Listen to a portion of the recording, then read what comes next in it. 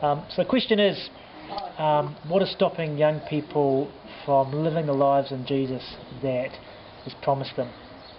First thing that comes to mind is, I think, their parents. I think for young people with Christian parents, and I think part of the issue must be that their parents and the generation of the church above them is just not role modelling a radical, committed gospel faith. I think the church and their parents so often is found to be just so risk adverse and so just culturally compromised. And you can't, it's very hard. How are young people going to get the confidence to live a faithful gospel in a radical age of consumerism when they look around for role models?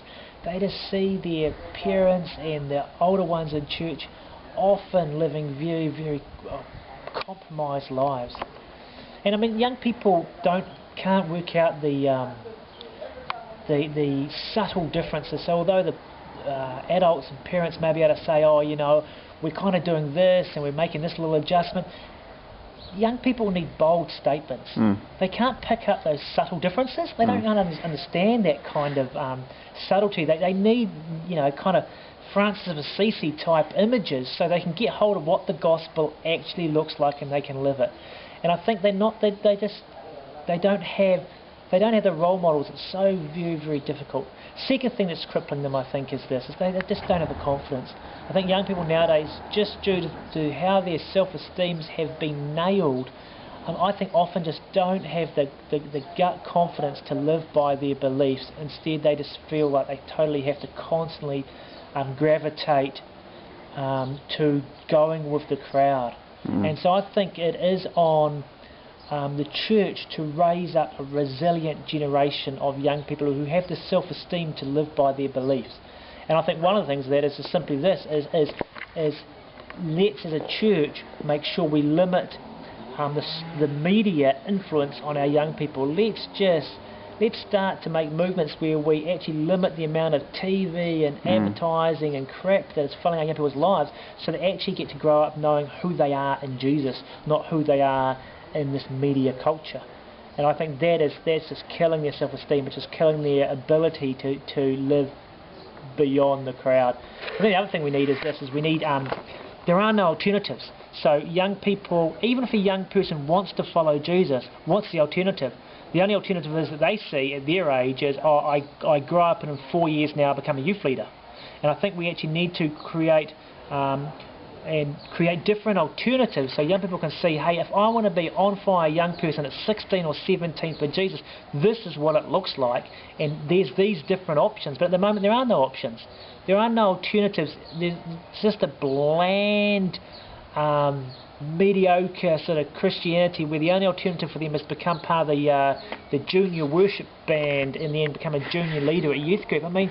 Why don't we have other things where we could form Christian Amnesty International groups, or we could go visiting and doing baking for homeless people, or we can be creating sports teams that then play, go visiting other people who are struggling in sports, or we could whatever. We could give all our summer holidays as 16, 17-year-olds and relocate for 2 months over the summer. But there's no one of these alternatives. All there is creating junior worship bands and becoming junior youth group leaders. And so I think we've got to create more alternatives for young people to be able to buy into if we want young people to have radical faith. The final thing is this too, is I reckon we've created an event-based youth culture, which means that young people only know how to worship Jesus and pray to Jesus in an event.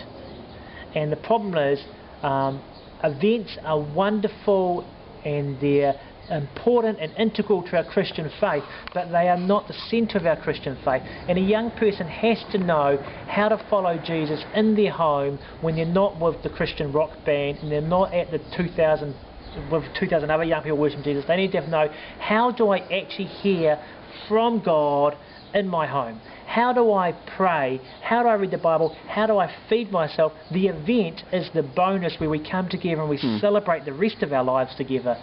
But young people have to know, how do we do this in our own home? And I think therefore we have to role model more an approachable spirituality, a way that young people can connect with God and teach them to listen to God and obey God in their own home, as opposed to putting up that the primary successful form of Christian worship is the big event. That is devastating for our young people for the other 364 days when they're at home. It's devastating. And so we need to work out how young people can do Bible studies, how young people can listen, can pray, can do all that in their own homes or in small groups in their community where it's just them and 4 mates gathering. How do they do a Bible study which isn't ridiculously stupid, and how do they hear from God, and how can they do that in that environment? And we've got to get that on the table, because that's what's going to feed them, that's what's going to sustain them, and that means they can follow their God, and their God can be with them wherever they find themselves.